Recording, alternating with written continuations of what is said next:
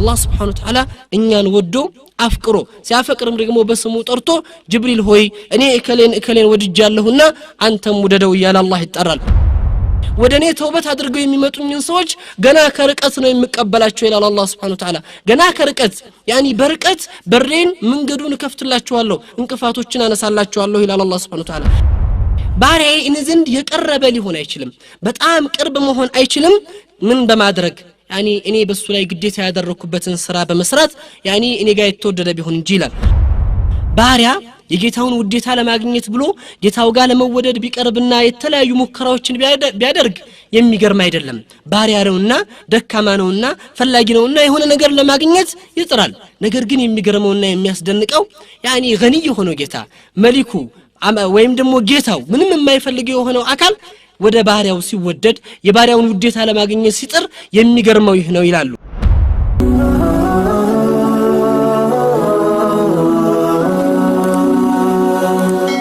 سبسكرايب بمرق بيتسب يهرو بسم الله الرحمن الرحيم إن الحمد لله نحمده ونستعينه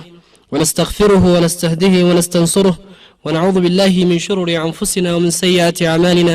من يهده الله فلا مضل له ومن يضلل فلن تجد له وليا مرشدا أشهد أن لا إله إلا الله وحده لا شريك له وأشهد أن محمدا عبده ورسوله اللهم إنا نسألك حبك وحب من أحبك وحب عمل يقربون إليك وبعد السلام عليكم ورحمة الله وبركاته إن شاء الله زاري لما استوس مفلقوا عرست بالله فكاد حب الله للعبد الله لباروشو يالو وديتا إن الحديث عن محبة الله في معظم الكتب يتناول الحديث محبة الناس لله እንግዲህ ብዙ ኪታቦች ላይ ወይም ደግሞ ብዙ ጸሐፊዎች እንደጻፉት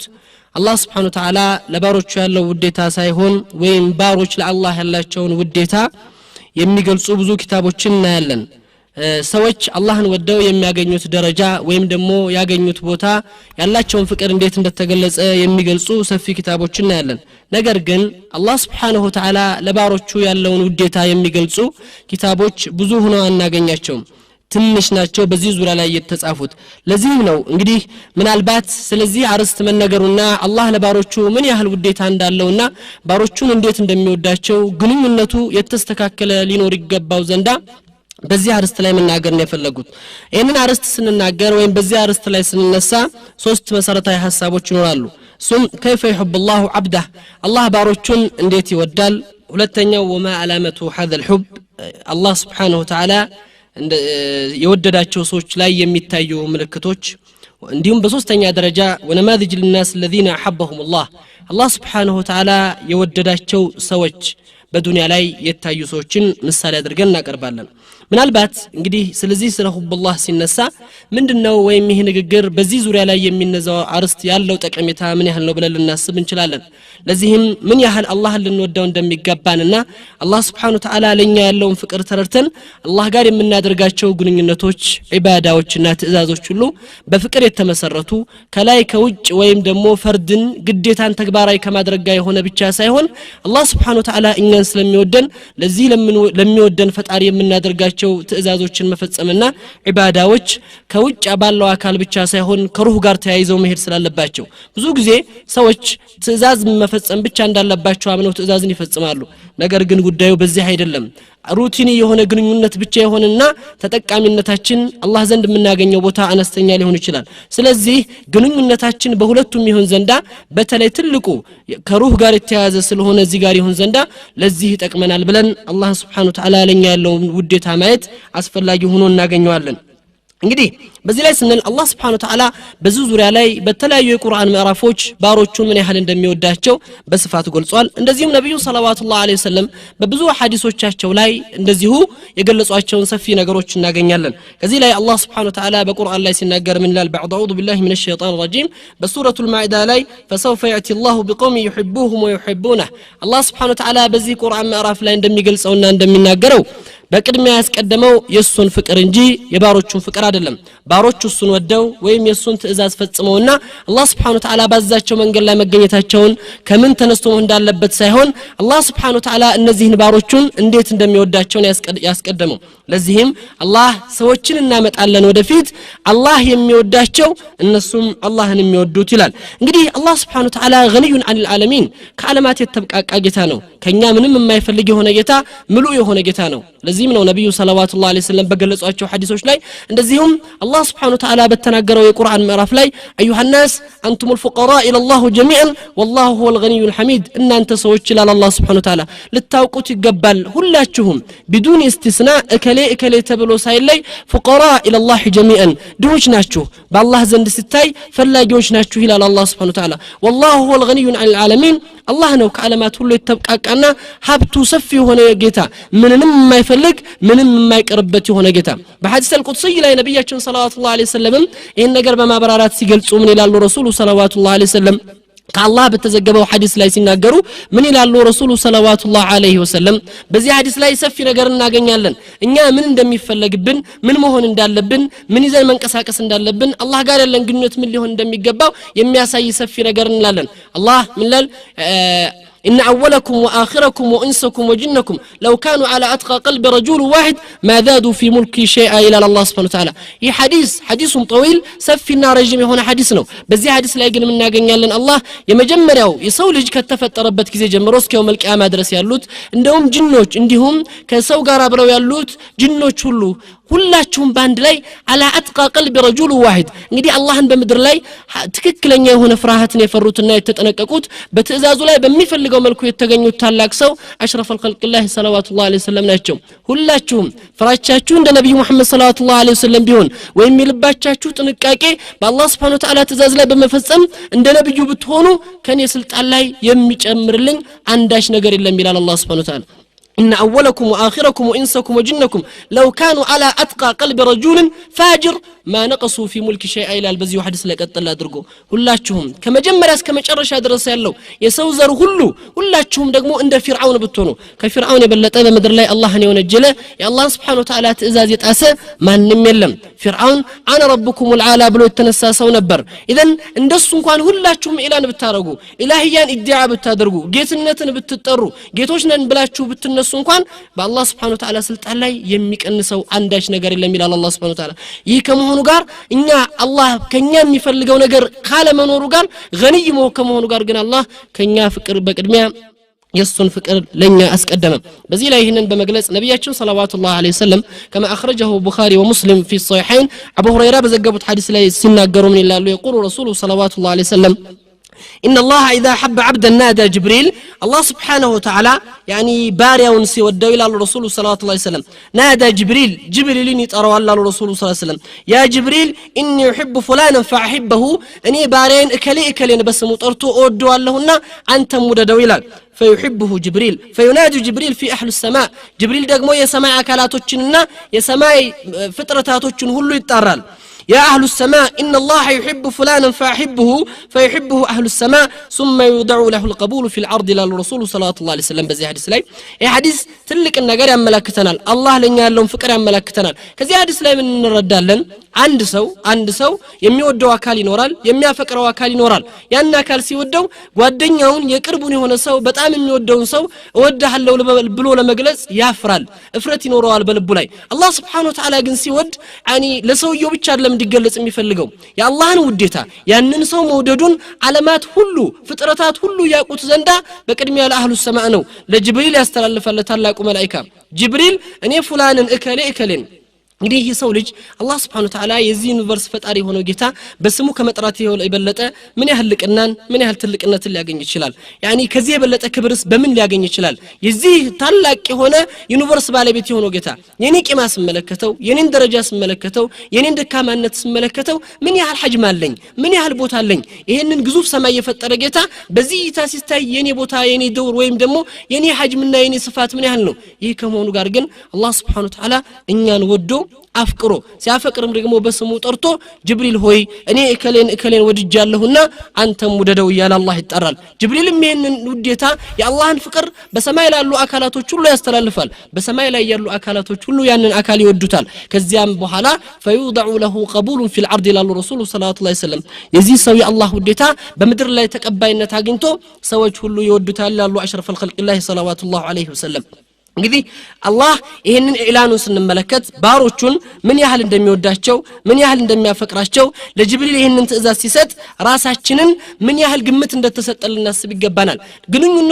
ግንኙነቱ አላህ ጋር ያለን ግንኙነት የተስተካከለ መሆን እንዳለበት ያሳስበናል አላህ ጀሃነም ስላለው አላህ ስለሚቆጣ አላህ ስለሚቀጣን ብቻ አይደለም ሶላት መስገድ ያለብን የአላህ አዋሚሮች ላይ መገኘት ያለብን ምናልባት ሂጃብ መልበስ ያለብን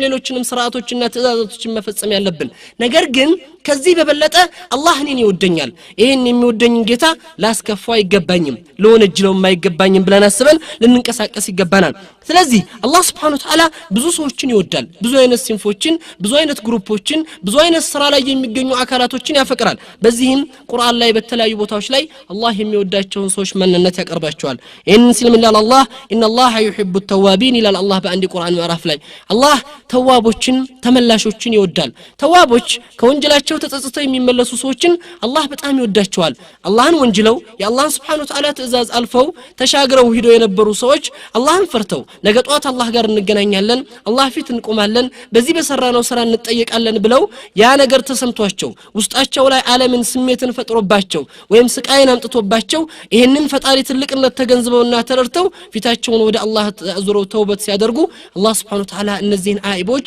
ወይም ደግሞ ተመላሾች በጣም ይወዳቸዋል ለዚህ ነው በአንድ ሐዲስ አልቁድሲ እንደተገለጸው من اتاني تائبا تلقيته من بعيد الى الله سبحانه وتعالى ወደኔ ተውበት አድርገው የሚመጡኝን ሰዎች ገና ከርቀት ነው የሚቀበላቸው ይላል አላህ Subhanahu Wa Ta'ala ገና ከርቀት ያኒ በርቀት በሬን መንገዱን ከፍትላቸዋለሁ እንቅፋቶችን አነሳላቸዋለሁ ይላል አላህ Subhanahu Wa Ta'ala እነዚህ ከማዕሲያ የተመለሱ ሰዎች በሁለተኛ አላህ Subhanahu Wa Ta'ala እወዳቸዋለሁ ይያለ ከሚጠራቸው ግሩፕ ውስጥ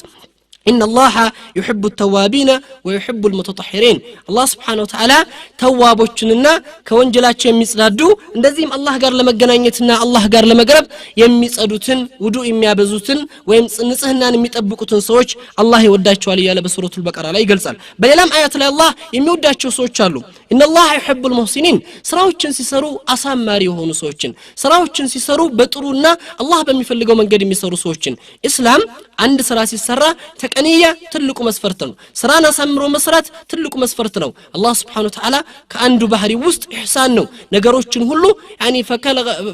فخلق كل شيء فاحسنه ነገራቶችን ሁሉ ሲፈጥር አሳምሮ ፈጥሯቸዋልና خالق الكون كله አሳምረልን ሰራ ወይም አሳምሮ የሚሰሩ ሰዎችን አላህ Subhanahu Wa Ta'ala ይወዳቸዋል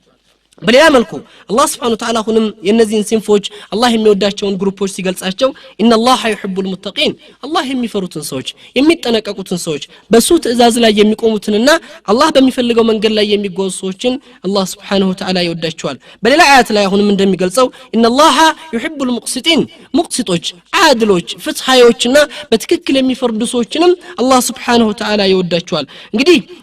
እዚህ ላይ እንደምንመለከተው የአላህ Subhanahu Wa Ta'ala ውዴታ እንዲሁ መخصوص لطائفه يعني خاص ወይም ጥቂት ለሆኑ ሰዎች ወይም ለተወሰኑ ግለሰቦች ወይም ለአንቢያ ወይም ለተወሰኑ አካላቶች ብቻ አይደለም የአላህ ውዴታ ለማንኛውም አካላት ነው ወይም ለተለያዩ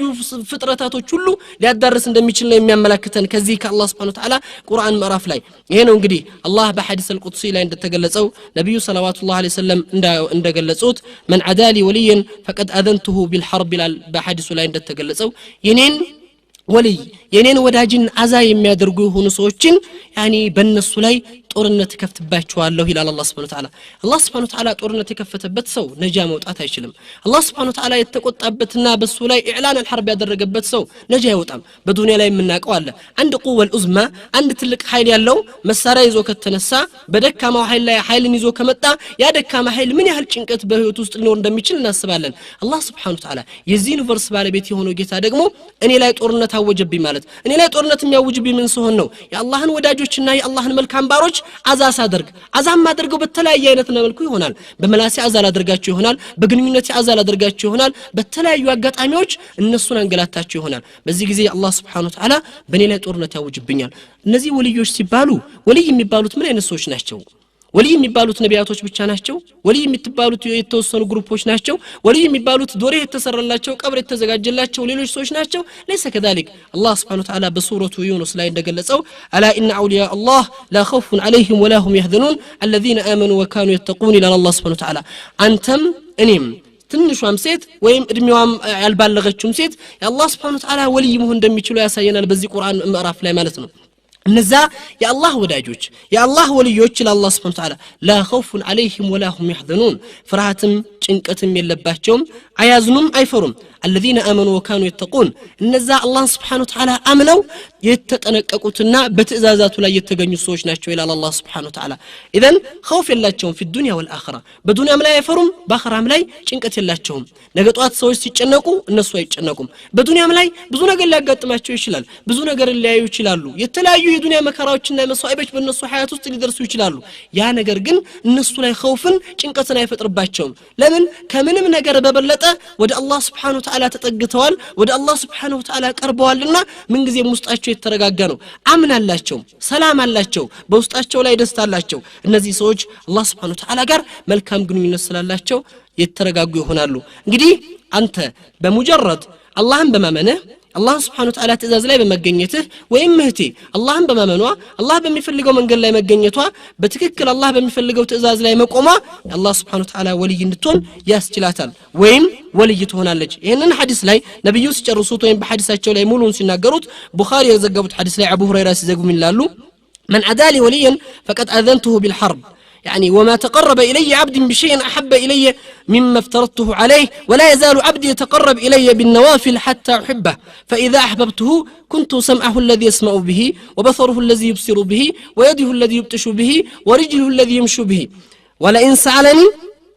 ولئن سألني لأعطينه ولئن استعاذني لأعذينه إلى الله سبحانه وتعالى نبي صلى الله عليه وسلم من ይላሉ እነዚህ ሰዎች ሰው እንግዲህ ወደ አላህ Subhanahu Wa Ta'ala ውዴታ እንዴት መድረስ እንደሚችል ሲያሳዩንና ሲያመላክቱን አላህ በሐዲስ አልቁድሲ ላይ ሲገልጽልን من أدالي وليا የኔን ወዳጅ የኔን ወልይ ያንገላቱ ወይም ያሰቃዩ የሆኑ ሰዎች በሱ ላይ ጦርነትን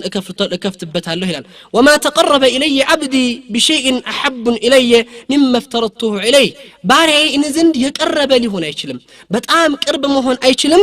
ምን በማድረግ يعني እኔ በሱ ላይ ግዴታ ያደረኩበትን ስራ በመስራት يعني እኔ ጋር የተወደደ ቢሆን እንጂ ይላል እንደዚሁም ደግሞ እኔ ዘንድ የተወደደ አይሆንም ወይም የተወደደ እንጂ አይሆንም ይላል አላህ Subhanahu Wa Ta'ala ምኖችን ከፈርዱ በኋላ አላህ ግዴታ ካደረገው ስራ በኋላ ነዋፊሎች ላይ አላህ ባዛቸው ላይ ሱናዎቹን እየጨመረ ተጨማሪ ስራዎችን እየሰራ فإن أحببته الله የወደደው ሰው ምን ያደርግለታል كنت سمعه الذي يسمع به የመስሚያ ጆሮ ሆንለታለሁ ይላል አላህ Subhanahu Wa Ta'ala የመስሚያ ጆሮ ሆንለታለሁ ማለት ምን ማለት ነው አላህ ጥሩን እንጂ አላሰማውም ይላል ጥሩ ነገር እንጂ ወደ ጆሮ እንዲደርስ አላደርግም ይላል አላህ Subhanahu Wa Ta'ala ቢሰማው እንኳን ልቡ ላይ እንዲያርፍ አላደርግም ይላል አላህ Subhanahu Wa Ta'ala ልቡ ላይ ቢያርፍ እንኳን ወደ ተግባር እንዲለውጠው አላደርገውም ነው ይላል አላህ Subhanahu Wa Ta'ala አላህ ጆሮ የሆነለት ሰው ምን ያህል የተከበረ ሰው ነው ምን ያህል የተወደደ ሰው ነው ምን ያህል የተመረጠ ሰው ነው ያ ኢኽወተል ኢማን ከዚያ ይቀጥላል አላህ Subhanahu Wa Ta'ala وبصره الذي يبصر به ማይቻ አይን ሆነለታለሁ ይላል አላህ አይኔን ለሆነለት ሰው ምንድነው የሚሆነው ሐላልን እንጂ አይም የተወደደ ነገር እንጂ አይም መልካም ነገር እንጂ አይመለከትም ወደ መጥፎ ነገር አይኑን አይዘረጋም አይኖቹ በአላህ Subhanahu Wa Ta'ala ሲታር በአላህ Subhanahu Wa Ta'ala መጋረጃ ጥብቅ የሆኑ ናቸው የሚሆኑት ቢያይም ወደ ልቡ አይደርስም ወደ ልቡ ቢደርስም ወደ ተግባር አይለወጥም አላህ አይን የሆነለት ሰው ወይዲሁ التي يبطش بها እጆቹ ሆናለው እጆቹ መጨበጫ እጅ ሆነው አላህ ይላል አላህ Subhanahu Wa Ta'ala አላህ መጨበጫ እጅ ሆነለት ሰው ደግሞ ምን ሆነ እናገኘዋለን በእጁ ሐራምን አይነካም ሐራም ነገር ይከብደዋል በእጁ ሐራም ነገር መጨበጥ አይችልም يعني ያስቸግረዋል يعني ጥሩ ነገሮችን መልካም ነገሮችን ሐላል ነገሮችን ብቻ ነው መያዝ የሚችለው ورجله التي يمشي بها እግር ሆነለታለሁ ይላል አላህ Subhanahu Wa Ta'ala የሚንቀሳቀስበት የሚሄድበት እግር ሆነው አላህ ይላል አላህ የሚንቀሳቀስበት የሚሄድበት እግር የሆነለት ሰው ሐላል ቦታ እንጂ አይሄድም እግሮቹ ወደ ሐላልና ወደ መልካም ቦታ እንጂ አይንቀሳቀሱም መጥፎ ነገር ላይ ወደ መጥፎ ቦታም አይሄድም ከዛም ይቀጥላል አላህ Subhanahu Wa Ta'ala እንደዚህ አይነት ሰዎች አላህ የወደዳቸው አላህ የመረጣቸው ሰዎች እጅ ጆሮ እግር አይን የሆነላቸው ሰዎች ምን ይላል አላህ Subhanahu Wa Ta'ala ከዚያ በመቀጠል ወለኢን ሰአለኒ ከጠየቁኝ እሰጣቸዋለሁ ይላል አላህ Subhanahu Wa Ta'ala የምከለክላቸው ነገር የለም ወለኢን استعذني فأعذينه ከተጠበቁ በኔ ጥበቃን ከፈለጉ ደግሞ እጠብቃቸዋለሁ አንዳች ኃይል እነሱ ላይ ጉዳት ማድረስ አይችልም ይላል አላህ Subhanahu Wa Ta'ala ለምን የአላህ የቅርብ ሰዎች ናቸው ወአላህ የተመረጡ ሰዎች ናቸው የአላህ Subhanahu Wa Ta'ala ወዳጆች ናቸው እነዚህ ሰዎች ምን ጊዜም በአላህ ሂማያ በአላህ ጥበቃ ስር ናቸው ኢዘን አንድ ሰው አንድ ነገር ሊወድ የሚችለው ወይም ደግሞ ሊያፈቅር የሚችለው ምን ሲሆን ነው በእጁ የሰራው የለፋበት ነገር ይወዳል አላህ Subhanahu Wa Ta'ala በእጁ ያስገኘን ፍጥረቶች ስለሆነ እኛን ይወዳል በዚያ ላይ ደግሞ አላህ በሚፈልገው መንገድ ላይ ፈርዱ ላይ ሲገኝ በመጀመሪያ ፈርዱ ላይ ምናልባት አንዳንዱ ሰው ሱና ላይ ይጠነክርና ትርፍ ስራው ላይ ይጠነክርና ፈርዱ ላይ ለዘብተኛ ወይም ደግሞ ፈርዱ ላይ ደካማ ሊሆን ይችላል ነገር ግን የአላህን የመጀመሪያውን ፍቅር ለማግኘት ምን ልንሆን ይገባናል በቅድሚያ አላህ በእኛ ላይ ግዴታ ያደረጋቸውን ትእዛዞች ልንፈጽማቸው ይገባል ወንዱ ምን ይፈልግበታል አላህ ያዘው ነገር ሴቷ ምን ይፈልግባታል አላህ ግዴታ ያደረገባት ነገር እነዚህን ግዴታዎች በአግባቡ ልናደርሳቸው ይገባል ከዚያ በመቀጠል ደግሞ አላህ ጋር ሊያቀርቡ የሚችሉን መልካም ስራዎችና ተጨማሪ ስራዎችን በመስራት ወደ አላህ የበለጠ ቅርብ ልንሆን እንችላለን ይህ ከሆነ በኋላ ይህንን ካደረግን በኋላ አላህ ባደረገብን ግዴታዎች ላይ ከተገኘን በኋላ አላህ Subhanahu Wa Ta'ala ሊያቀርቡን የሚችሉ ተጨማሪ ስራዎችን ከሰራን በኋላ ምን ሆናለን የአላህ Subhanahu Wa Ta'ala ወልዮች እንሆናለን እንግዲህ يعني علماء الإسلام من ይላሉ ليس العجب من عبد يتودد إلى سيده لكن العجب كل العجب في ملك يتودد إلى عبده ይላሉ ምንም አይደንቅም ይላሉ ባሪያ የጌታውን ውዴታ ለማግኘት ብሎ ጌታው ጋር ለመወደድ ቢቀርብና የተለያዩ ሙከራዎችን ቢያደርግ የሚገርም አይደለም ባሪያ ነውና ደካማ ነውና ፈላጊ ነውና የሆነ ነገር ለማግኘት ይጥራል ነገር ግን የሚገርመውና የሚያስደንቀው يعني غني ሆኖ ጌታ መሊኩ ወይም ደግሞ ጌታው ምንም የማይፈልገው የሆነው አካል ወደ ባሪያው ሲወደድ የባሪያውን ውዴታ ለማግኘት ሲጥር የሚገርመው ይህ ነው ይላሉ በዚህ ሁኔታ ላይ ነው እንግዲህ አላህ Subhanahu Wa Ta'ala አሁንም በሐዲስ አልቁድሲ ላይ ሲገልጽልን ነብዩ ሰለላሁ ዐለይሂ ወሰለም በዘገቡት አቡ ሁረይራ ባወሩት ቡኻሪና ሙስሊም በዘገቡት ሐዲስ ላይ ምን ይላል አላህ Subhanahu Wa Ta'ala من تقرب الي شبرا تقربت اليه ذراعا ومن تقرب الي ذراعا تقربت اليه باعا ومن اتاني يمشي اتيته حرولا الى الله سبحانه وتعالى الله من ይላል እንግዲህ አላህ Subhanahu Wa Ta'ala የውዴታውን የፍቅሩን ሁኔታ ከሚገለጹበት ሐዲሶች ውስጥ ይሄ ሐዲስ በጣም ልዩ ማዕና ወይም ልዩ ትርጓሜን ይዞ እናገኘዋለን من تقرب الي شبرا تقربت اليه ذراعا ወደኔ ስንዝር የሚቀርብን ሰው ለሱ የክንድን ያክል ቀርበዋለሁ ይላል አላህ Subhanahu Wa Ta'ala ወደኔ የክንድ ያክል የቀረበኝን ሰው እሱን የርምጃ ያክል ቀርበዋለሁ ይላል አላህ Subhanahu Wa Ta'ala من اتاني يمشي ወደኔ የሚመጣኝን የሆነ ሰው እኔ ደግሞ በፍጥነት መጣዋለሁ ይላል الله سبحانه وتعالى አናመሳስልም ወይም ደግሞ ተሽቢህ እናደርግን ግን ፈክሩ ያ ኢኽወተ الإيمان الله ምን ያህል ባሪያውን ቢወድ ነው ሐርወላ ማለት የፍጥነት እርምጃ እሱ ቀስ ብሎ ሲመጣኝ እኔ በፍጥነት ወደሱ ቀርበዋለሁ ነው የሚለው አላህ Subhanahu Wa Ta'ala ኢዘን በቂ ነገር ነበር እኔ አላህን ስንዝር ስቀርበው ያኒ ግዴታዬ ነው መቅረብ ግዴታዬ ነው እሱ ትእዛዝ ላይ መገኘት ግዴታዬ ነው እሱ ለኔ ስንዝር ቢቀርበኝ شيء عادي شيء طبيعي የሆነ ነገር ነበር ኖርማል ጉዳይ ነበር ነገር ግን እኔ ስንዝር ስቀርበው እሱ ጥፍ አድርጎ የሚቀርበኝ ምን ያህል ቢወደን ነው አላህ Subhanahu Wa Ta'ala እኔ እርምጃ ያክል ስቀርበው እሱ በፍጥነት የሚመጣኝ ወይም ደግሞ እኔ ቀስ እያልኩ ሲሄድ እሱ በፍጥነት ወደ እኔ የሚቀርበው ምን ያህል ቢወደን ምን ያህል ባያፈቅረን ነው እንግዲህ ምን ያህል ከባድ እንደሆነ እንመልከተው ቀደም ለመግለጽ እንደፈለኩት እኛ ሐጅማችን ውስን ነው አነስተኛ ፍጥረቶች ነን ወይም ደካማ የምንባል ፍጥረቶች ነን ابن حبان በዘገቡት يعني በአንድ ሐዲስ ላይ ነብዩ ሰለላሁ ዐለይሂ ወሰለም السماوات السبع مع الكرسي الا خلقة ملقات بعرض فلات الى الرسول صلى الله عليه وسلم وفضل العرش على الكرسي كفضل الفلات على الحلقة الى الرسول صلى الله عليه وسلم በዚህ ሐዲስ ላይ ምን ይላሉ ይሄ የምትመለከቱት ግዙፍ ፍጥረት ይሄ ሰማይ ሰባቱ ሰማይ የአላህ Subhanahu Wa Ta'ala ኩርሲ ላይ ቢያርፍ ምንድነው የሚያክለው ይላል ረሱሉ ሰለላሁ ዐለይሂ ወሰለም ልክ የሆነ ሜዳ ላይ የተጠቀለለ ገመድ ወይም የተጠቀለለ ክር ያክላል ይላል ረሱሉ ሰለላሁ ዐለይሂ ወሰለም ፈክሩ ያ ኢኽዋን ይሄ አይናችን መሙላት የማይችለው ሰማይ ያኒ አላህ ኩርሲ ላይ ነው የሚያክለው አሉ ኩርሲዩና ይሄ ደግሞ ሁሉ ተጠቅልሎ አላህ አርሽ ላይ ቢጣል ያኒ ልክ ያንኑ ነው ገመድ የተጠቀለለች ገመድ ነው የሚያክለው አሉ ረሱሉ ሰለላሁ ዐለይሂ ወሰለም እነዚህ ፍጥረታቶች እንደዚህ አነስተኛ ከሆኑ በአላህ Subhanahu Wa Ta'ala ቁድራ ስንመለከታቸው የኔና ያንተ ሐጅም ምን ያህል ነው የኔና ያንተ ስፋት ምን ያህል ነው የኔና ያንተ ትልቅነት ምን ያህል ነው ከኔና ካንተ የበለጡ አላህን የሚገዙ ባሮች አሉት አላህ Subhanahu Wa Ta'ala لا يعصون الله ما أمرهم ويفعلون ما يؤمرون يتعززون كما سرات ወደ ኋላ የማይሉ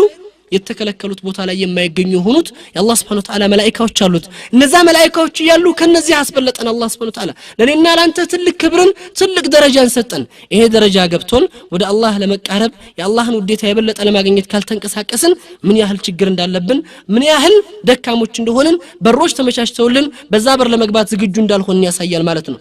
ኢዘን ነብዩ ሰለላሁ ዐለይሂ ወሰለም አሁንም በሌላ ሐዲሳቸው ላይ ሲገልጹ ምን ይላሉ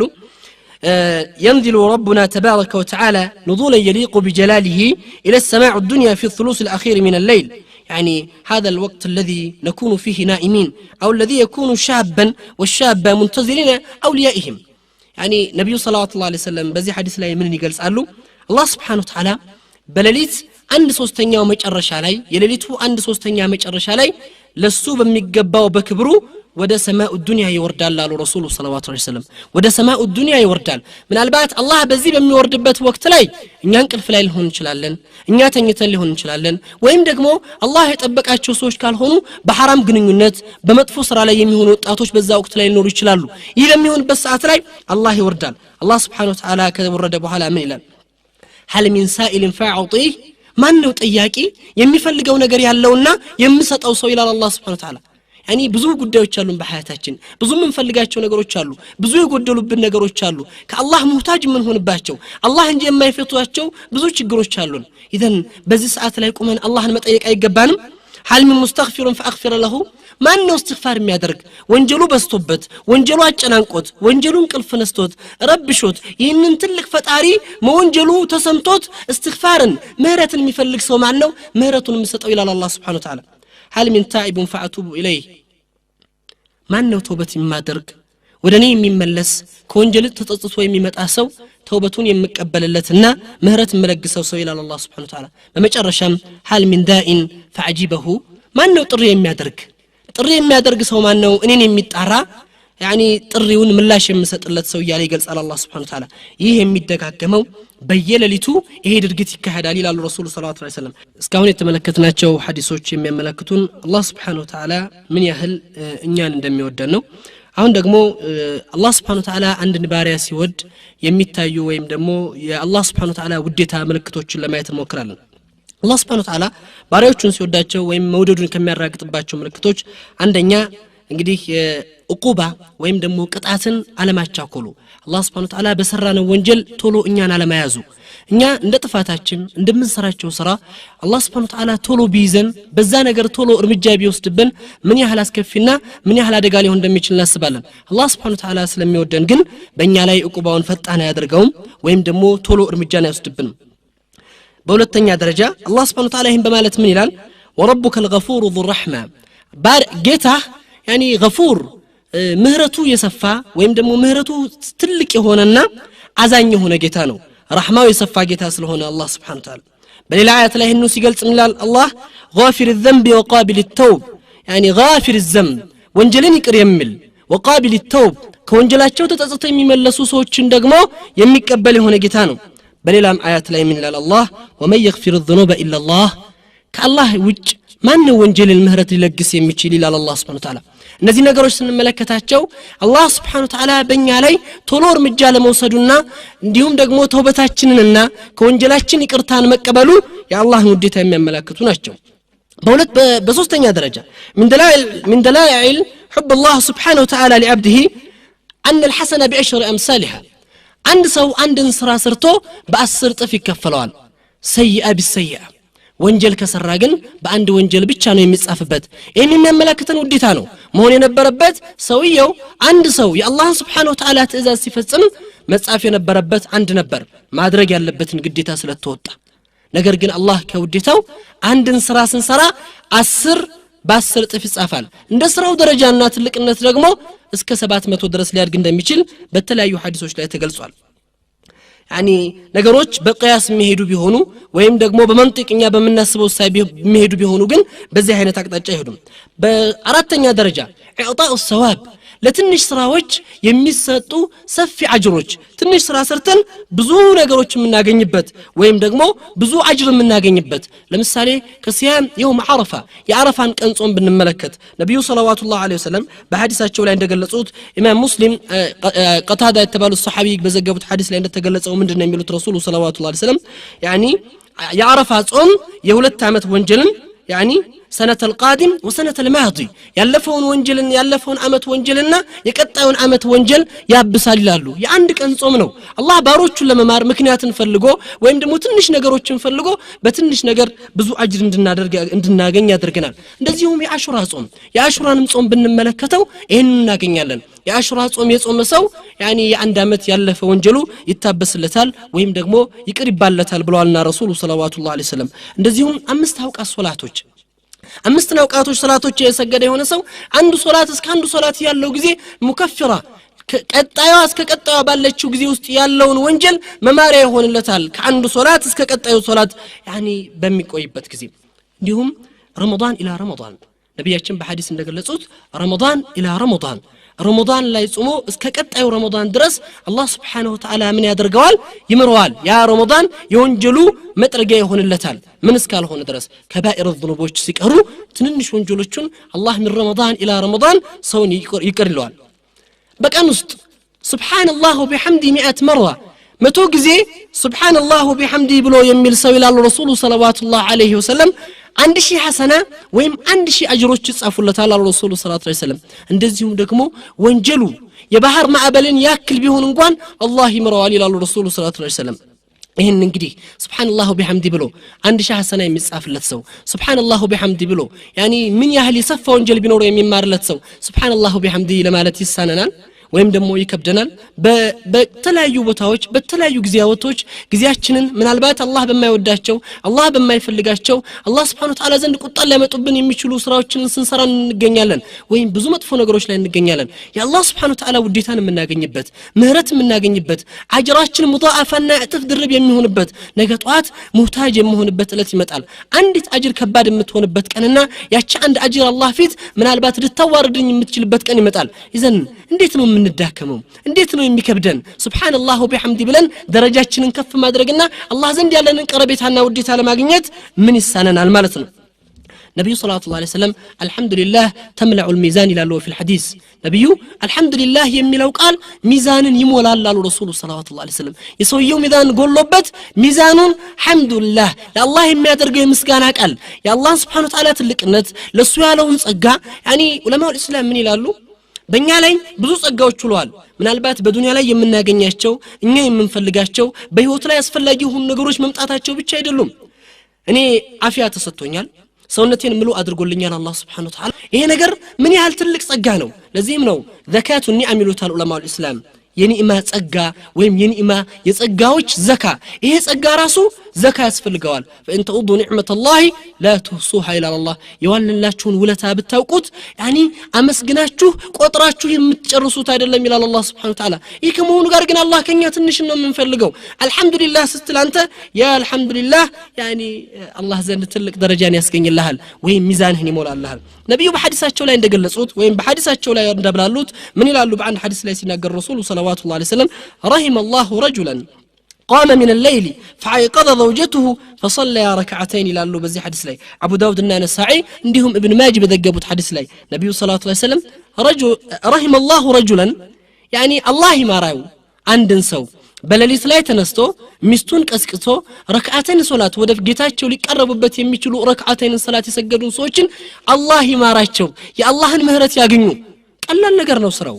የሚከብድ ነገር አይደለም አኽረ ላይ ተነስቼ ሚስቴን ቀስቅሼ የምሰራት ኸይር ስራ አላህ ዘንድ ግን የምታስገኝልኝ አጅርና የምታስገኝልኝ ቦታ የአላህን ምህረት ታስገኝልኛለች በምንም ነገር ልገዛው ማልችለውን ምህረት ከአላህ ዘንድ እንዳገኝ ያደርገኛል ነብዩ ሰለላሁ ዐለይሂ ወሰለም በተለያዩ ሐዲሶቻቸው ላይ ብዙ ነገሮችን አስተላልፈዋል ምን ይላሉ በአንድ ሐዲስ ላይ من صلى علي صلاه صلى الله بها عليه عشرة الى الرسول صلى الله عليه وسلم ان حديث امام مسلم كعبد الله بن عمر بتزجبوا حديث ላይ ነው من صلى عليه صلاه صلوات على النبي እንግዲህ ለነብዩ ሰለላሁ ዐለይሂ ወሰለም ለህይወታችን ከማንም በላይ ሙህታጅ ምን ሆነባቸው ሰው ናቸው ረሱሉ ሰለላሁ ዐለይሂ ወሰለም እኔ እናንተ ነብዩ ባልነበሩ የት ነበርን እኔ እናንቺ ነብዩ ባይኖሩ የት ነበርን ነብዩ ባይመጡ ምን አይነት ዘላም ውስጥ ምን አይነት ጨለማ ውስጥ ምን አይነት ጥፋት ውስጥ ልንኖር እንደምንችል ስናስበው ምን ያህል ከባድ እንደሆነ እናያለን የዛሬው ብቻ አይደለም በነብዩ ሰለላሁ ዐለይሂ ወሰለም ረህመተን ለልዓለሚን ለዓለማት እዝነት አድርጎ ልኳቸው አላህ Subhanahu Wa Ta'ala ከዚህ ከጨለማ ከኩፍር ከክህደት አውጥተው ወደ እስልምና ብርሃን ላይ በሳቸው ስበብ መግባት ቻለን በዛ ላይ እኔን ይወዳሉ ያፈቅራሉ ነብዩ ሳይኝ ናፍቀዋል ወንድሞችና ፈኩ ይብለው ተናገሩ ረሱል ሰለላሁ ዐለይሂ ወሰለም በመቀጠል ነገ ጧት አላህ ፊት በመቆምበት ጊዜ ደግሞ ከምንም ነገር በላይ የሰው ልጅ ተጨንቆ መድረሻን አጥቶ አላህ ፊት ለረጅም አመታት ሲቆም ከማንም በላይ ለህይወቱ ሙህታጅ የሚሆኑ ሰው ማናቸው አሽረፈል ኸልቅላህ ሰለላሁ ዐለይሂ ወሰለም ታላቁ ሰው ነብያችን ሰለላሁ ዐለይሂ ወሰለም ታዳ ይሄ ከማንም በላይ ከነፍሴ ከራሴ የበለጠ ለህይወቴ የሚያስፈልጉኝ ሰው በቀን በሳቸው ላይ ሰላምና ደህንነት ሳላወርድ አልፋለሁኝ ለዚህም ነብዩ ሰለላሁ ዐለይሂ ወሰለም በዚህ ብቻ አይደለም ነብዩ ለኔ ከማስፈልጋቸው ለህይወቴ ትልቅ አስፈልጊ ከመሆናቸው ጋር ምን ይላሉ من صلى عليه صلاه በኔ ላይ አንድ ሶላት አለ ነብዩ ያወረደ የሆነ ሰው በሱ ላይ አላህ 10 ጊዜ ሶላት ያወርድለታል አሉ ሱብሃንአላህ يعني شيء بسيط ቀላል ስራናት የምናገኝበት ነገር ግን ስንመለከተው የምናገኘውን አጅር ግን ስናስበው يعني هل هذا شيء ثقيل ለብዙ ነገር እንለፋለን ለብዙ ነገር እንጥራለን ትንሽ ነገር ለማግኘት ዱንያ ላይ ስላለን የገንዘብን ጥቅም እናጋለን የገንዘብን ፋይዳ እናውቃለን ያችን ነገር ለማግኘት በሐያታችን ብዙ ነገር ውስጥ እንገባለን ብዙ ነገር ላይ እንለፋለን ነገር ግን ምንድነው የሚሆነው يعني የምናገኛት ነገር ጥቂት ነገር ትሆናለች በዚህ ግን የምናገኘው የሁለት ሀገር ደስታ በዱንያ ላይ اطمئنان القلب የውስጥ መረጋጋት የልብ ደስታ ይፈጠራል አኺራ ላይ ደግሞ ከምንም ነገር በላይ ደረጃ ይከፍ ብሎ ይሄዳል اذا ነብዩ ሰለላሁ ዐለይሂ ወሰለም በዚህ ሐዲሳቸው ላይ ይሄንን ይገልጹልናልና ሰላዋት አለ ነብይ ልናበዛቸው ከሚገባቸው ጉዳዮች ውስጥ ናቸው ለምን የአላህን ውዴታ ከሚያስገኙልን የአላህን ምህረት ከሚያመጡልን ነገሮች ናቸው እንዲሁም ደግሞ የአላህ ውዴታ ከመገለጫዎቹ ላይ አላህ Subhanahu Wa Ta'ala ውዴታውን ከሚያሳዩ ነገሮች ላይ አስማኡላህ አልሁስና አምስተኛው ላይ ስንመለከት የአላህ ስምና ባህሪያቶች የአላህን ስሞች ብንመለከት አላህ 99 ስሞች አሉት ያንን 99 ስም ያፈዘ በሚባል የተለያዩ ሐዲሶች ስለ አላህ ስያሜዎች ይነገራሉ የአላህ ስሞች በተለያዩ محور በተለያዩ አርስቶች ወይ መሰረተ ሐሳቦች ላይ ይሽከረከራሉ ከማ يقول ዑለማዎች ምን ይላሉ የአላህ ስሞች በሶስቱ ነገሮች ላይ የሚሽከረከሩት አንድ የአላህን ቁድራ የአላህን አድራጊነት ፈጣሪነት የሚያመላክቱ አልቃዲር يعني الخالق المصور المدبر እነዚህ አላህ Subhanahu Wa Ta'ala ቁድራ አድራጊነት ፈጣሪነት የሚያመላክቱ ስሞች ናቸው የሁለተኛው ስሞቹ ደግሞ የአላህ Subhanahu Wa Ta'ala ውዴታ ፍቅር የሚገልጹ እዝነቱን የሚያመላክቱ ስሞች ናቸው الرحيم الودود اللطيف يعني በጣም ልዩ የሆኑ የፍቅር ስሞች አሉት አላህ Subhanahu Wa Ta'ala በሶስተኛው ደረጃ ደግሞ የአላህን ቁጣ የሚያመላክቱ ስሞች አሉት الجبار القهار المنتقم በጣም የሚገርመው ነገር ግን ከአላህ Subhanahu Wa Ta'ala 99 ስሞች ውስጥ የአላህን ቁጣ የሚያመላክቱት ስሞች 3 ብቻ ናቸው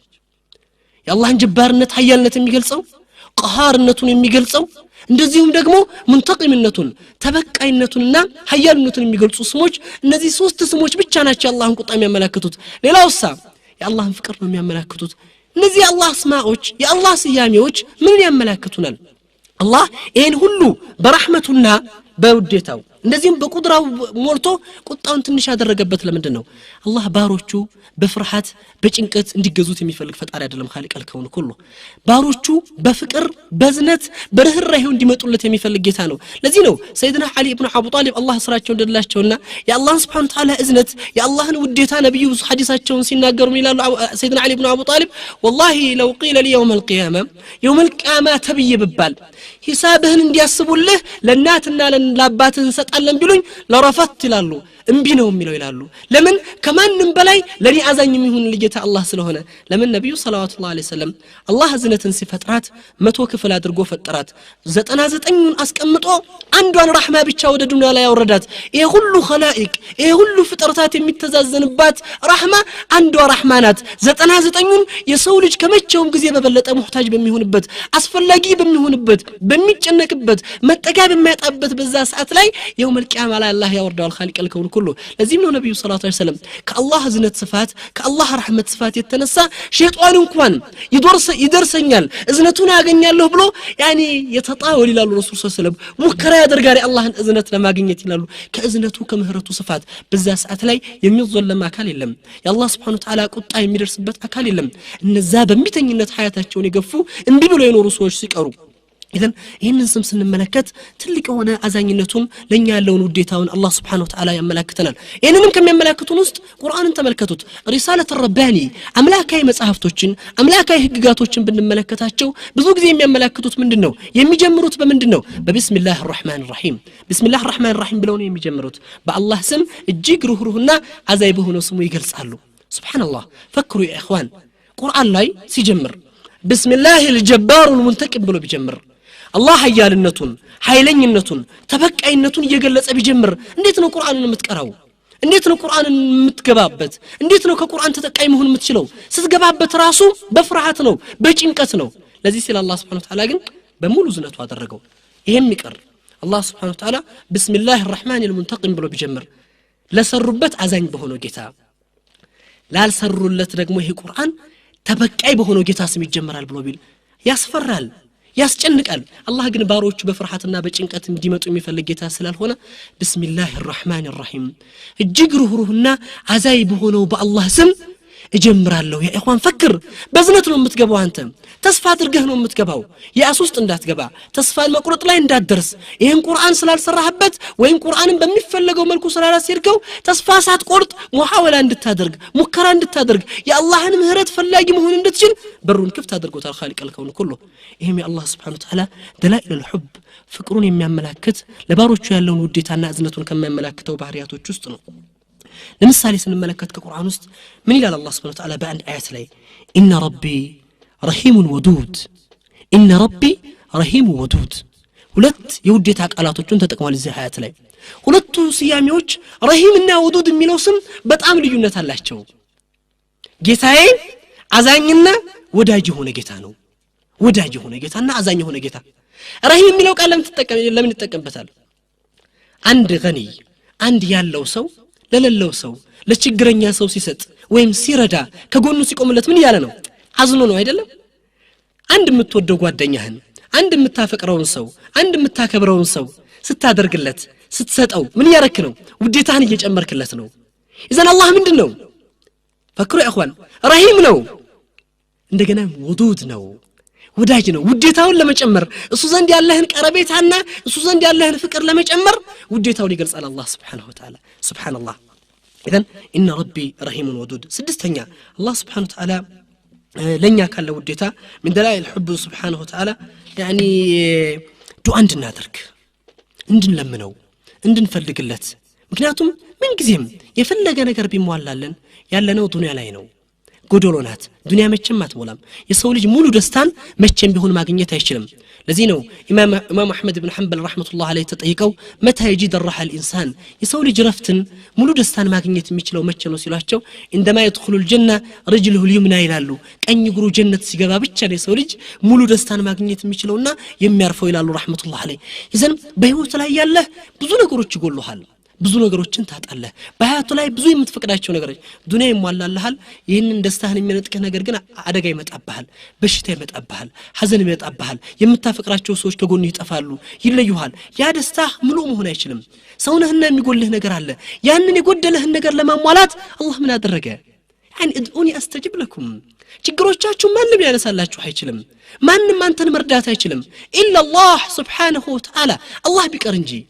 ታመህ ማንም ማዳን የሚችለው ምናልባት ሐኪሙ ባለው ዕውቀት ያለውን በሽታ ደርሶ ለቫይረሱ መከላከያ መድኃኒት ሊሰጥህ ይችላል ነገር ግን መዳን በማን እጅ ነው ያለው በአላህ Subhanahu Wa Ta'ala እጅ ግን ከማንም በላይ ማን ልትፈልግ ይገባል በህይወት ላይ በዱንያ ላይ የተለያዩ ችግሮች ይገጥሙሃል ችግርህን ማን ነው ሊፈታልህ የሚችለው አማ يجيب المضطر اذا دعاه مضطر اذا دعاه አይደለም ሙስሊም አይደለም አላህን የሚፈራ ሰው አይደለም በአላህ ትእዛዝ ላይ የተገኘ ሰው አማ يجيب المضطر اذا دعاه ይሄን አያት ዑለማኡ المفسرين ሲፈስሩ ይላሉ ሙስሊም ባይሆን ከእስልምና ውጭ ሆነ ከሃዲ ሰው እንኳን ቢሆን ሙጥር ላይ እጥራር ኃይለኛ ጭንቀት ላይ ሆኖ አላህን ከለመነው አላህ ይመልሳል ለዚህ ነው سيدنا موسى الله سبحانه وتعالى فرعون يعني هل سلميناچو يعني ምላሽ አልሰጡትም አይደለም ያ ሙሳ እንዲህ አድርጌ አሳድጌ ስንት ነገር አድርጌልህ ይያላቸው ሲላቸው መልስ አልሰጡትም والله አንተን ያን ያህል ከሚጠራ ያ ሙሳ እኔን አንድ ጊዜ ጠርቶ የነበር መልስ ሰጠው ነበር ይላል አላህ Subhanahu Wa Ta'ala ለዚህ ነው ነብዩ ሰለላሁ ዐለይሂ ወሰለም በአንድ ሐዲስ ላይ ሲናገሩ የአላህን እዝነት ሲገልጹ አንድ አላህን ብዙ ጊዜ የወነጀለ ሰው في مسند በተዘገበ ሐዲስ ላይ ነው ብዙ ጊዜ አላህን የሚወነጅል ሰው ዱዓ ያደርጋል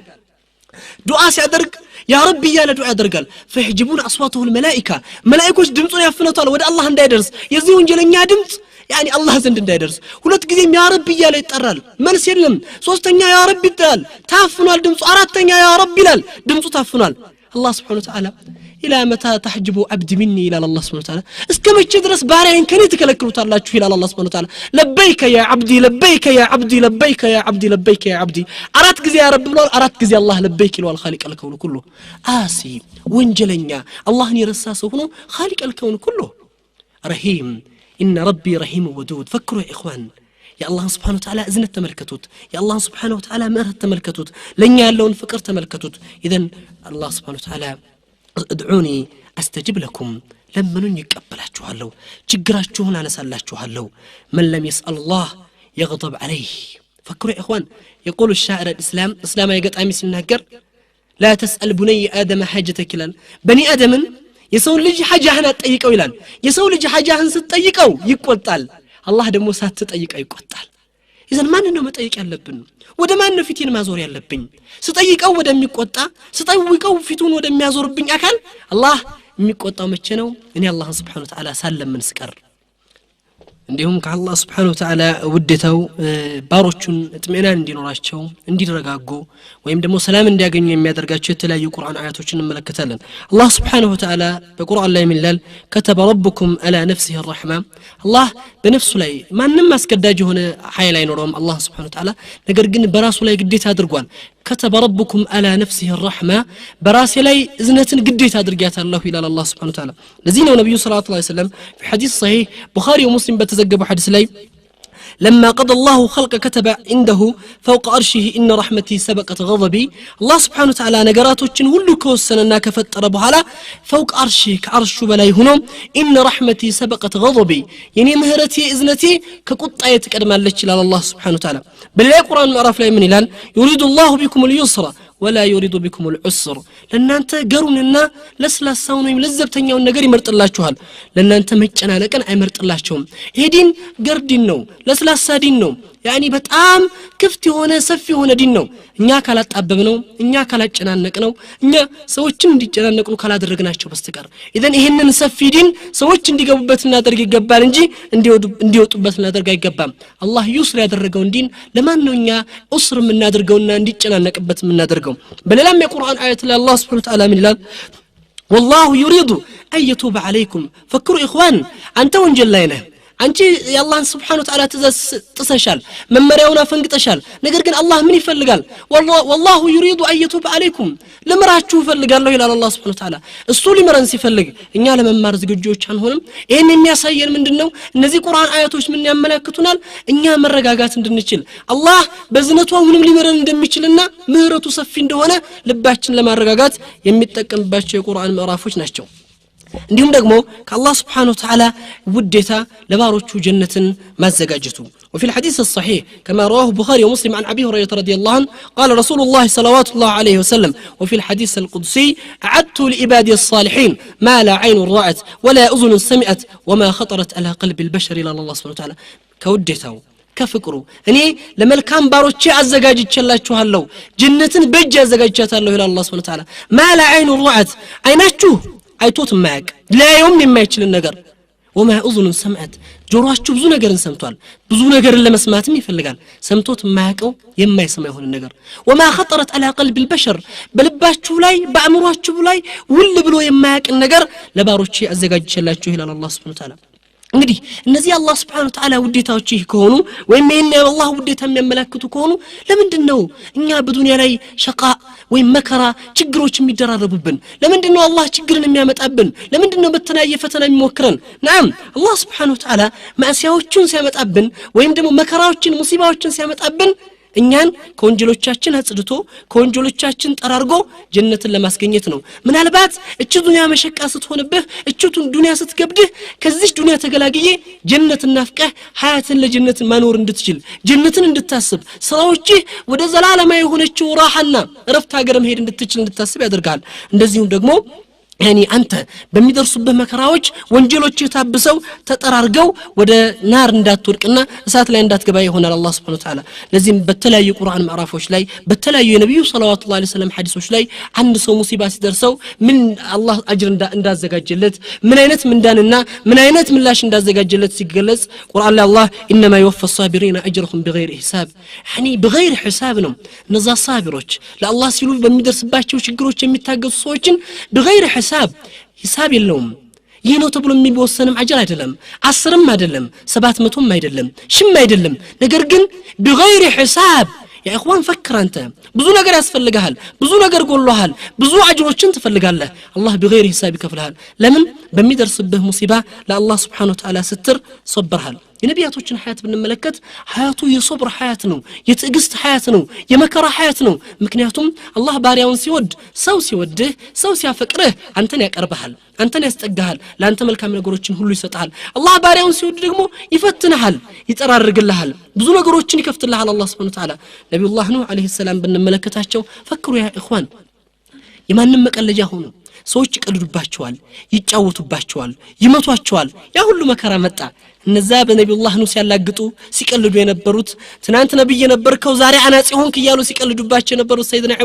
ሰይድና ኑህ ሰፊና ስሩ ሲባሉ መርከብ ለመስራት ብዙ ጊዜ ወስዶባቸዋል ለምን ዛፍ አልነበረም ዛፍ እንዲያበቅል ማድረግ ነበረባቸው ምንም ነገር ዕውቀቱ አልነበራቸውም ግንዛቤውን እስኪያገኙ አመታቶችን ይፈጃል የአላህ Subhanahu Wa Ta'ala ነስር ማግኘት ግን በትግስት ያንን ሁሉ ወቅትን አሳልፈው ምን ያደረጋቸው አላህ በነብዩላህ ኢብራሂም استهزاء ሲያደርጉ ሲያላግጡ ነብዩላህ ኑህን ሲያንገላቱ የነበሩ ሰዎችን ወሃው ሲከታቸው ሰይድና ኑህ አለይሂ ሰላምን ነጃ አወጣቸው ነብዩላህ ኢብራሂም አለይሂ ሰላም ኸሊሉላህ የአላህ ወዳጅ ተብሎ የሚታወቁት ነብዩላህ ኢብራሂም አለይሂ ሰላም ፈክሩ ያ ኢኽዋን እሳት ላይ ሲጣሉ የሁሉ የዓለም ህዝብ ወይም ደግሞ የሁሉ ሰው ከሐዲ ሆኖ ብቸኛ አንድ አማኝ እሳቸው ሆኖ ሰው ሁሉ ጠላት ሆኗቸው አጋርን አተው እሳት ላይ ብዙ ጊዜያቶችን የነደሰታ እሳት ላይ ሲጣሉ ማን ደረሰላቸው الله سبحانه وتعالى وقلنا يا نار كوني بردا وسلاما لإبراهيم خاص درجوا الله قاموس الكون يهوتن هج لوطه قلنا عززنا تساتن مخلوق اللي ጎዳ የሚችለው በخالقው ትእዛዝ ብቻ ነውና እኛም ምንሰጋው እኛም ምንፈራው እኔ ፍጡር ሊጎዳኝ ይችላል ብዬ ሰጋለሁ እጨነቃለሁ መጉዳት ግን ስልጣን የለውም ጉዳቱም ጥቅሙም ያለው ከላይ ከخالقው ላይ ነውና እዘን ሰይድና ኢብራሂምን ለወጥንለት አረጋጋናችሁ ይላል ሰላምና ቀዝቀዛ ሁኝለት ለማን ላጠቃላይ ህዝቡ አይደለም አላህን ቃል ብቻ ተናግሮ በነበር እስከ يوم القيامه ድረስ ሳት አታቃጥልም ነበር ያደረጋት ግን ለማን ነው خاص አደረጋት ልዩ አደረጋት على ابراهيم فقط على الله سبحانه وتعالى لابراهيم برد وسلامه فكروا سيدنا اسماعيل عليه السلام لرد ሲዘጋጁ አላህ እንዲታረዱ ሲወሰንባቸው ያንን ትእዛዝ አባቴ ልጅ ሆይ በህልሜ አንተን ሳርድ ወይም እንዳርድ ስታዘዝ ተመለከትኩ አሉ ያቀሉ ሰይድና ኢብራሂም የሚወዱትን ከረጅም ዕድሜ በኋላ ያገኙትን ልጅ እንዲያርዱ ሲያዛቸው መናሙል አንቢያ ወህይ ነው የነቢያቶች ህልምና መናም ወህይ እንደሆነ ያቁታል ግን ልጅ ነው ከውስጣቸው ወይም ደግሞ የሳቸው ክፋይ ነው እንዴት አድርገው ያሳምኑት ፈክሩ እስማኤል ወጣት ከመሆናቸው ጋር በአሁን ሰዓት ላይ ወጣቶች አባቶቻችን እናቶቻችን አንድ ነገር ሲያዙ ምን አይነት ስሜት ነው ያለን አይደለም ለረድህ አይደለም እንዲል አድርገህ በል ምን አይነት መልስ ነው የሚኖረኝ አቋለው ሰይድና እስማኤል ግን ያ አቢ አባቴ ሆይ ያ ነብይ አላህ ያዘዘህን ከመስራት ወደ ኋላ እንዳትል አላህ ምን አደረገለት ለዚህ ሰው ለሰይድና እስማኤል አለይሂ ሰላም ምን አደረገላቸው واذكر في كتاب إسماعيل إنه كان صادق الوعد وكان رسولا نبيا صادق الوعد قال كدانن موي بقالو يميገኝ ወይም ደግሞ የታዘዘው ነገር ላይ ቀጥ ብሎ የሚቆም መልካም ነብያችን ነበር ብሎ አላህ ወደሰው خالق الكون كله ፊዳ መጣላቸው የሳቸው መከራ ላይ ነሳ የሚችል ነገር ተለቀቀላቸው ሰይድና ያዕቁብ አለይሂ ሰላም ሰይድና ዩሱፍ በመጥፋቱ የደረሰባቸው መከራ ለቅሶ አይኖቻቸው እስኪጠፉ ድረስ ደረሰ አላህ Subhanahu Wa Ta'ala በምን ተካላቸው ነገሮችን ሁሉ ለወጠ አይናቸውን ለወጠ ያለቅሶ ተቀየረ ሰይዱና ዩሱፍን አገኙ ብዙ ነገር ተቀረፈላቸው ከሊሙላህ ሙሳ ሰይድና ሙሳ አለይሂ ሰላም 10 سنين 10 አመታቶችን የከብት ጠባቂ ሆነዋል እረኛ ሆነው አሳልፈዋል አላህ Subhanahu Wa Ta'ala ያኒ ከዛ በኋላ ደረጃቸውን ከፍ አደረገና አላህን ካናገሩ ነቢያቶች ውስጥ የመጀመሪያውን ደረጃ እንዲይዙና ከሊሙላህ አላህን ያናገሩት የሚለው ስያሜ ለቀባቸው ቅጽል ስማቸው እንዲሆን አደረገላቸው هذا عيسى عليه السلام سيدنا عيسى عليه السلام فكروا እናታችን መርየም سيدنا عيسى ከመውለዳቸው በፊት የደረሰው ስድብ መከራ ችግር ስቃይ ያ ሁሉ ነገር ሆነ إذن ለደረሰባት አደጋና ችግር እንኳን መልስ እንዳትሰጥ ጾመኛ ነኝ በያላት ውግዘት በእርዷ ላይ በክብሯ ላይ የመጣው ነገር እንዳትመልስ አላህ Subhanahu Wa Ta'ala ሲያዛት አላህ ከዛ ሁሉ ነገር አወጣና እናቱ ዲቃላን ወለሻል ተብላ እናቱ በዝሙት ታምታያች ጧሃርና የንጽህናና የጥብቅነት ባለቤት የሆነችው ታላቋ ሴት መርየም ረዲየላሁ ዐንሃ አለይሂ ሰላም ያን ደረጃ ገኝ በኋላ አላህ በመድር ላይ ከማንም በላይ ብዙዎች ዘንድ የተወደዱ አላህ ዘንድ ክብራቸው ከፍ ያለ ሰው እንዲሆን አደረጋቸው